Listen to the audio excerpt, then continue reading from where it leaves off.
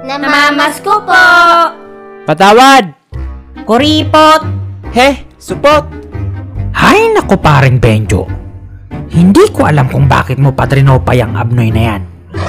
Mabait na tao yan si Chikoy. Maloko lang talaga.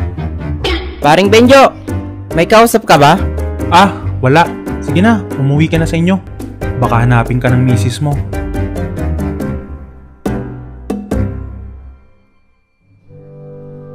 Sa totoo lang, ayaw ko talaga ng Pasko. Nalulungkot kasi ako tuwing naiisip ko na mag-isa lang ako.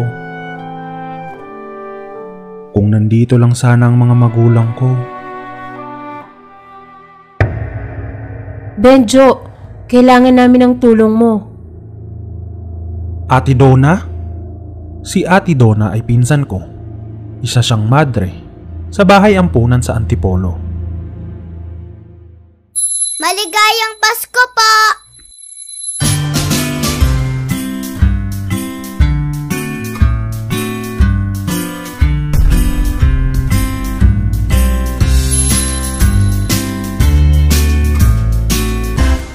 Hindi pangkaraniwan ng batang yan.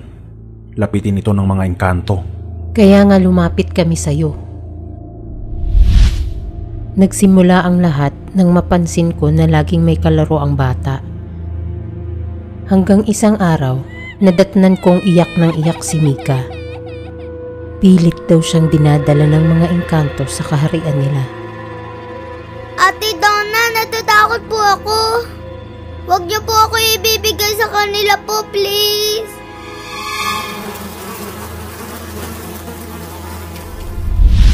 Mamayang gabi ang kaarawan ni Mika. Ngayon ang nakatakdang araw na kukunin siya ng mga engkanto. Ikaw lang ang kilala kong makakatulong sa amin. O siya, ano pa nga ba? Eh di... It's showtime!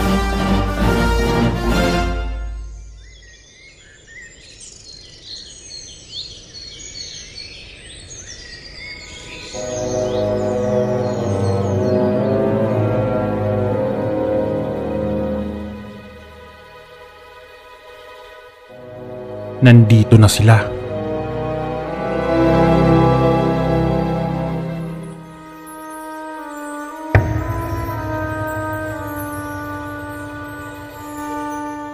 Diyos ko po, kayo na po ang bahala sa aming Panginoon.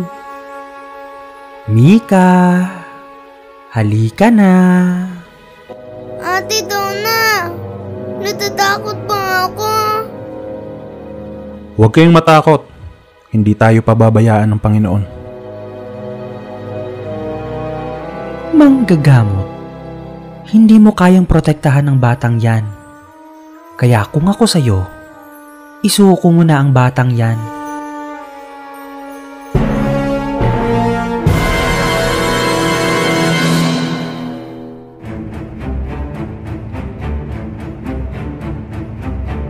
Paring Benjo, ang dami mo namang bisita. Halika, pasok kayo. Merry Christmas! Nako, naloko na.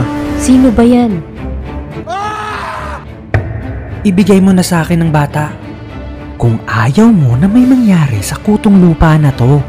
Diyos ko naman paring Benjo. Paulit-ulit na lang. Ka Benjo, huwag niyo po ako ibigay po sa kanila. Huwag kang mag-alala. Akong bahala sa'yo.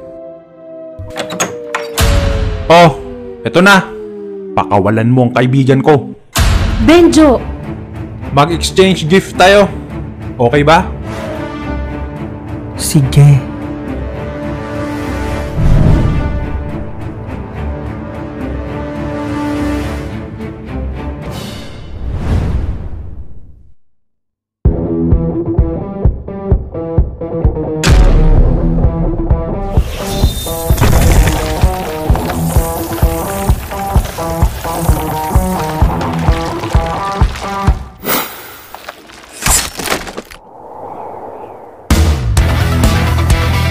Late na ba kami sa Christmas party?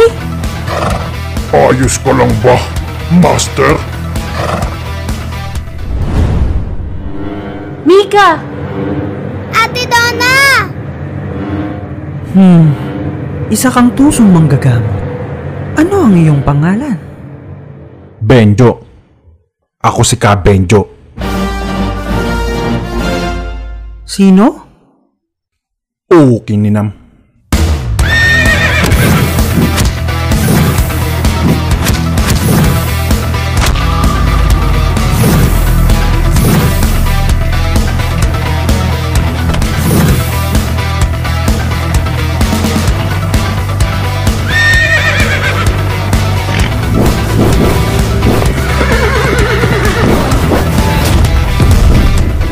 Masyado mong pinapainit ang ulo ko.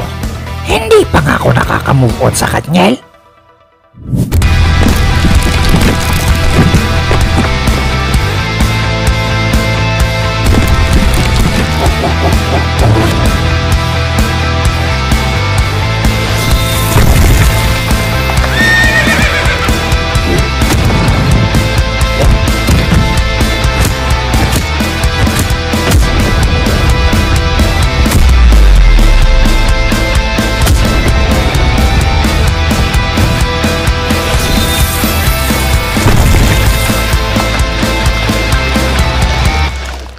Pinahanga mo ako sa iyong katapangan, Ka Joben? Bendo! Subalit panahon na para sunduin ko ang aking anak. Anak? Si Mika ay kalahating tao at kalahating engkanto. Mauunawaan mo ito kapag nadiskubre mo na ang tungkol sa katauhan mo. Ano? Mika! Hindi po ako sasama po sa inyo! Maligayang kaarawan, anak. Ayaw mo bang pumunta sa paraiso? Sa lugar na punong-puno ng bulaklak at paru-paro. Paglaki ko, pagtungtong ko ng 18, doon po ako sasama po sa inyo. Nagdesisyon na ang bata. Kailangan mong respetuhin ito. Kung yun ang nais ng anak ko. Ge, alis na. Pala desisyon ka rin no? Ikinagagalak kitang makilala, Ka Joben. Ka Benjo nga. Nakaligtas kami sa gabing iyon. Maraming salamat sa Diyos at hindi niya kami pinabayaan sa mga sandaling iyon. Paring Benjo! Merry Christmas! Tuloy ang selebrasyon. Bukod sa Pasko, kaarawan din ni Mika ngayon. Ngayon ko lang naramdaman na hindi ako mag-isa. Sa pambihirang pagkakataon pa. Kabenjo, salamat po ha! Ang galing-galing niyo po pala. Sus! Ikaw nga ang nagligtas sa akin eh. Sige na, gumala ka na. Dora!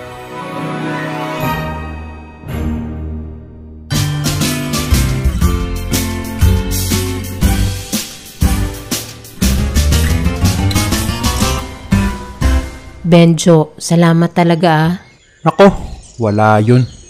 Buti nga nandyan kayo eh. Kundi, mag-isa ako ngayong Pasko. Kung nandito lang sana ang mga magulang ko. Teka, hindi ba nasabi ng tatay mo sa'yo ang totoo? Totoo? Ang natatandaan ko, sanggol ka pa lang noon. Mag-isa ka nang inaalagaan ng tatay mo.